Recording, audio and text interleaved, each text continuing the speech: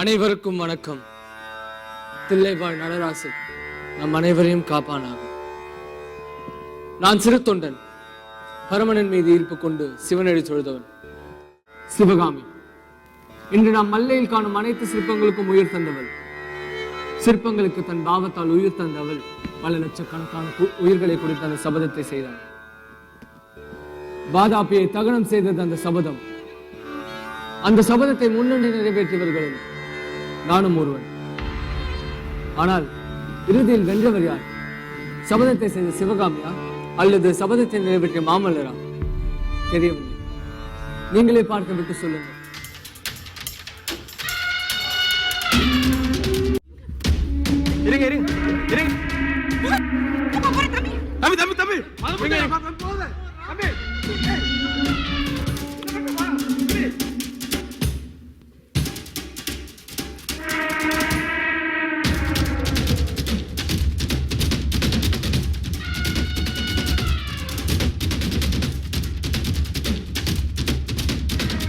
நல்ல காரியம் செய்தாய் அப்பனே.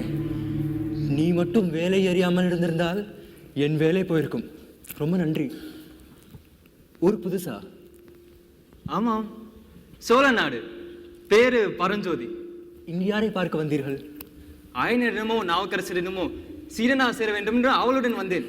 திரிபுவனத்தை ஆளும் மகேந்திர சக்கரவர்த்தி, தர்மவான், குணபலன், சத்ருமல்லன், கலைப்பிரியன். வீரர்களே, பல்லவ சாம்ராஜ்யத்திற்கு நான் பொறுப்பேற்று இந்த 25 ஆண்டுகளில் யுத்தம் என்ற பேச்சுக்கே இடமில்லாமல் இருந்தது. அதனால தந்தையே, வந்திருக்கும் எதற்கு பாடம் கற்பித்துடுவோம். தற்சமயம் கோட்டில் இருக்கும் வீரர்களுடன் நான் பொறுப்படுகிறேன். எல்லா கோட்டுகளிலும் இருக்கும் வீரர்களையும் கங்க நாட்டிலே வர சொல்லிவிடுங்கள். சாலைக்கிரணம் அங்கு சந்திப்போம். இளவரசே, அவன் காஞ்சிக்குள் நுழைந்ததே நாகநந்தியுடன். நாவுக்கரசருக்கு ஓலை வைத்திருக்கிறான். நன்றாக சண்டை போடுகிறான். ஒன்றுக்கொன்று தொடர்பில்லாமல் இருக்கிறது என்றுதான் கைது செய்தோம் பிரபு. ஒற்றர் தலைவருக்கு எல்லோருமே ஒற்றர்கள் தான். சத்ருகனா, அவன் சோழ நாட்டான், மாமத்திரர் குலத்தை சேர்ந்தவன், வீர பரம்பரை. அவனை என்னிடம் அழைத்து வா, நான் பார்த்துக் கொள்கிறேன். அந்த புத்த பிட்சுவை உன் பார்வையிலேயே வைத்திரு. நீ பார்ப்பது அவனுக்கு தெரிய வேண்டாம். அப்படியே மன்னா. இளவரசர் எங்கே செல்கிறார் என்று உன்னால் யூகிக்க முடிகிறதா? சத்ருகனா, இளவரசர் மீது உனக்கு மிகுந்த அன்பு இருக்கலாம். அது அவனை நல்வழிப்படுத்த வேண்டும். குண்டோதரா, அரசே, சிற்பக்கலை பற்றி உனக்கு என்ன தெரியும்? ஒன்றும் தெரியாது பிரபு. உடனே ஆயுத சிற்படம் சேர்ந்து உன் பயிற்சியை துவக்கு. அரசே, அப்படியே மன்னா. ஆயர், நான் எப்போது வந்தாலும் உங்கள் சிற்பகுடம் புது பொலிவுடன் தெரிகிறது. நீங்கள் ஒரு நுட்பமான கலைஞர். அதோ அதுவும் சிலைதானோ? உண்மையைத்தான் சொல்கிறேன் ஆயனரே. தெய்வத்தின் படைப்பை காட்டிலும் தங்களுடைய படைப்பு சிறந்தது என்று எனக்கு தோன்றுகிறது. தெய்வத்தின் படைப்பு அழியக்கூடியது. இந்த மனித உடம்புக்கு 100 வயதுக்கு மேல் கிடையாது. ஆனால் தங்களுடைய படைப்பு 1000 வருடங்களானால் மங்காமல் பிரகாசிக்கும். அதனால் தான் சொன்னேன். ஆயனரே, ஒரு முக்கியமான ஆய்வு உங்களுக்கு அறிமுகப்படுத்த வேண்டும். வெகு நேரமாக காத்துக் கொண்டிருக்கிறான். ஐயா, என்னை உங்கள் சீரனா ஏற்றுக்கொண்டால் இனி நான் வேலையை தொட மாட்டேன். குண்டோதரா, குண்டோதரா, குண்டோதரா, என்னம்மா? எல்லா காதல் கதைகளும் சோகத்தில் தான் முடியுமா? அப்படி ஒரு அவசியமும் இல்லையேம்மா. சிவகாமி, சிவகாமி, சிவகாமி, இது குண்டோதரன் சொல்லித்தான் எனக்கு தெரிய வேண்டுமா? தெரியும், அவர்களை தெரியும். இருந்தாலும் நான் சொல்லி மீண்டும் அதை நீங்கள் சொல்லும் போது அம்மையின் முகத்தில் ஒரு புன்னகை வருமே, அதுவே காதலின் இனிமை. தப்புதான், தப்புதான், தப்புதான். நான் வரேன். வழக்கம் போல் உள்ளே போய் பாறையை உருட்ட வேண்டியதுதான். அடடா, இது என் வேல் இல்லை. இதற்கு ஒருவன் வேறொருவன். நம் காதலுக்கு இன்னொரு வேலில் மேல் ஆணையிட முடியுமா? இதோ பார், இதுதான் என்று யானையை வீழ்த்தி உன் உயிரை காப்பாற்றிய வேல். இதையே நெஞ்சு கருகில் வைத்திருக்கிறேன். உன்னை எப்படி மறுப்பேன் சிவகாமி? வெற்றியுடன் திரும்பி வா.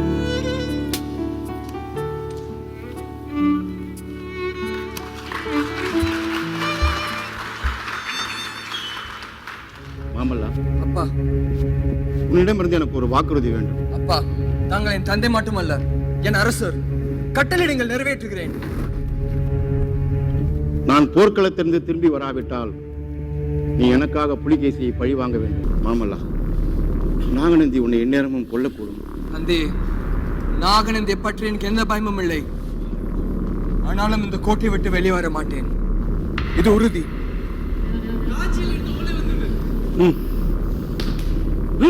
நெல். யார் நீ? பிரபு, நான் வஜ்ரபாகு, நாகநந்தி அடிகளின் சீடன். இந்த ஓலையில் என்ன எழுதியிருக்கிறது என்று உனக்கு தெரியுமா? மைத்ரேயா, நீ என்ன நினைக்கிறாய்? அரசே, இதுல ஏதோ மர்மம் இருக்கு. இவனை நமது பாண்டியன் சார்.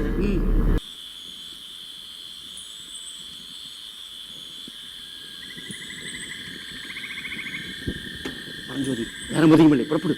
உம்மோடு வந்து சாகரத்துக்கு இங்க இருந்து செத்துட்டு போறேன். இல்லைங்கள், கீழே காவல் இருக்கிறதே. அவர்கள் எதற்கு கீழே இருக்க வேண்டும்? மேலே அனுப்பி விடுவோம். யோ, உங்களுக்கு பைத்தியமா?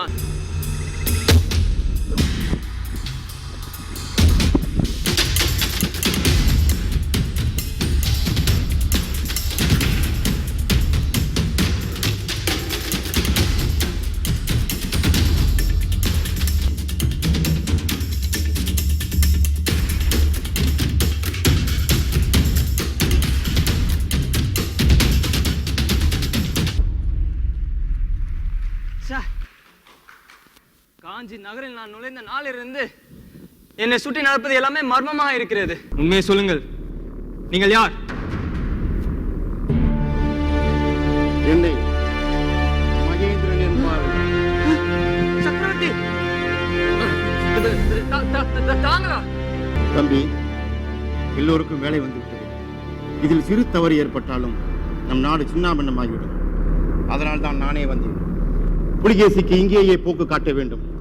அதற்குள் கோட்டை வலுப்பட்டுவிடும். பிறகு துரோகி துர்வினதனுக்கு உடனே தாக்கு என்று நாகநந்தியின் ஓலை போகும். மன்னர் மகேந்திரவர்மரிடம் அடுத்த 6 மாதங்களில் நான் கற்றுக்கொண்டவை ஏராளம். அவரது போர் தந்திரங்களும் யுக்திகளும் புலிகேசியை முன்னேற விடாமல் செய்தன. குறும்புக்காரன் என்று சக்கரவர்த்தி பற்றி சொன்னது சரிதான். பரஞ்சோதி, ஐயோ, உண்மை அப்படி அழைக்கலாம் அல்லவா?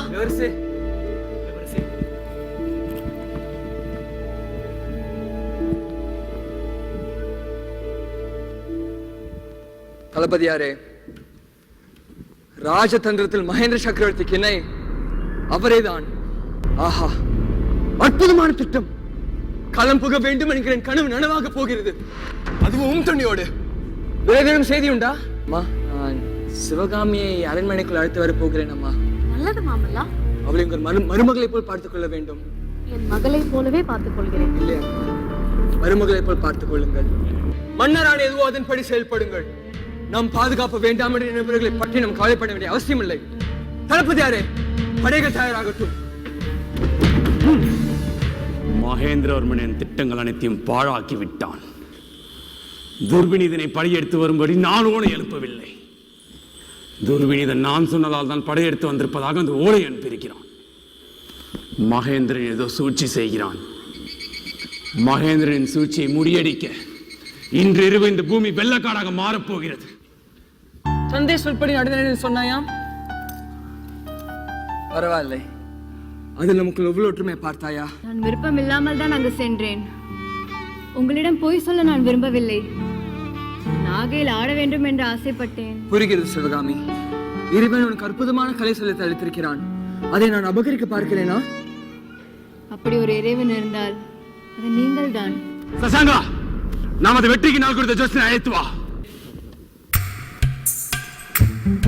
நீங்கள் என் வெற்றிக்கு நாள் குறிக்கவில்லை, என் அழிவுக்கு நாள் குறித்திருக்கிறாய். நான் காத்திருந்த ஒவ்வொரு நாட்களுக்கும் 100 சவுக்கடிகள். ஐயா, இதெல்லாம் வேஷம். நான் நாகநந்தி அடிகளின் சீடன். அவர் பல்லவர் சிறையில் இருக்கிறார். உனக்கு எப்படி தெரியும்? பல்லவர் ஒற்றற்படையில வேலை செய்யறேங்க.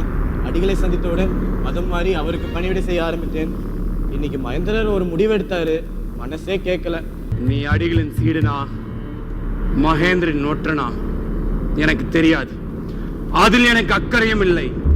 ஆனால் நீ கொண்டு வந்த தகவல் உன் உயிரை காத்து நிற்கிறது. யாருங்கே? எனக்கு காஞ்சியை கொடுத்து விட்டு சலுக்க அரசை நீங்கள் எடுத்துக்கொள்ளுங்கள். உங்க அரசு எனக்கு எதற்கு? எனக்கு அந்த அஜந்தாவும் எல்லோராவும் மட்டுமே போதும். மற்றவர்களை தாங்களே வைத்துக் கொள்ளுங்கள். ஆனால் அது நாகநந்தியின் கையெழுத்தாயிற்று. அவர் எப்படி எழுத வைத்தீர்கள்? தூதனையே உருவாக்கியவனுக்கு ஓலை எழுதுவதா கடினம். காஞ்சியை காப்பாற்ற எனக்கு வேறு வழி தெரியவில்லை. மகேந்திரா, உன் கர்வம் இன்றுடன் அழிந்தது.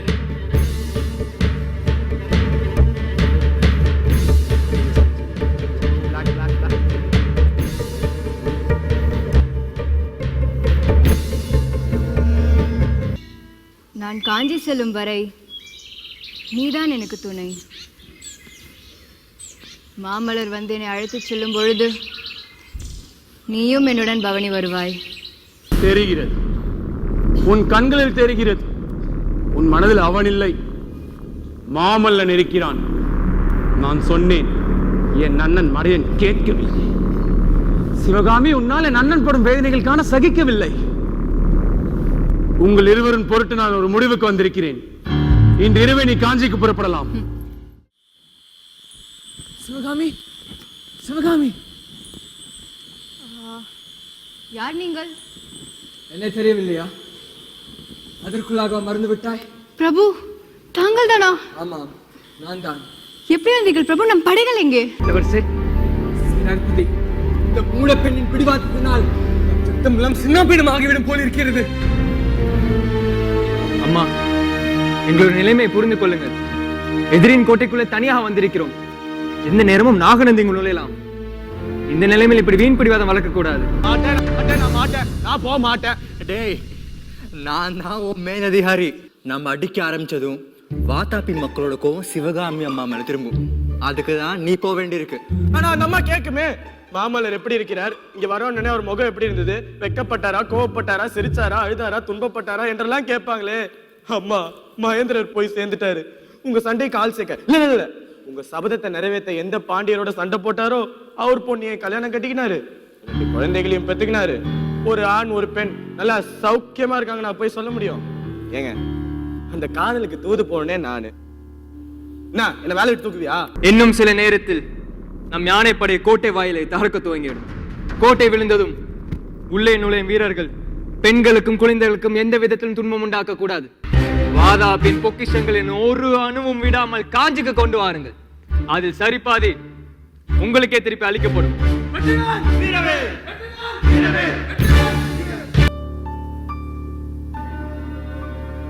எந்த நாளுக்காக காத்திருந்தேனோ அந்த நாள் வந்துவிட்டது. அதோ வாதாபி கோட்டை நம் கைக்குள் சிக்கி அழிய போகிறது. ஜனாதிபதி, தங்கள் ஆணைப்படி எல்லாம் தயார். ஆனால் பிரபு, சலுக்கர் படையின் பெரும்பகுதி இங்கு இல்லாததால் கோட்டை காவலன் சரணடைய தயாராக இருக்கிறான். சிவகாமி அம்மாவும் சண்டை வேண்டாம், நான் எப்பொழுதே உங்களுடன் வர தயார் சொல்ல சொன்னாங்க. அன்று காஞ்சி எரிந்தது, இன்று வாதாபியும் எரியும். இந்த போரில் விருப்பமில்லாதவர்கள் விலகிக் கொள்ளலாம். என் வெற்றிக்கு வழி எனக்கு தெரியும். சக்கரவர்த்தி, எப்படி புலிகேசிய காலத்தில் வீழ்த்தத்தான் போகிறோம். போர் அங்கு நடக்கட்டும், யுத்தம் இல்லாமல் ஒரு வெற்றி வந்த நல்லதானே நினைத்தேன். மன்னர் வாதாபி எறிய வேண்டும் என்று நினைத்தால் அதை நிறைவேற்ற தடையில்லை. திருப்புறத்தில் இருந்த பரமனின் அருளோடு வாதாபியின் தாவனம் துவங்கட்டும், போர் முழசு முழங்கட்டும். வெற்றிவேல், வெற்றிவேல், வெற்றிவேல். சிவகாமியின் மனதில் உள்ள மாமல்லன் வேறு, இப்போது வரப்போகும் மாமல்லன் வேறு. உன்னை அழித்து விடுவான். சொல்வதை கேள். சிவகாமி சொல்வதை கேள். சிவகாமி சொல்வதை கேள்.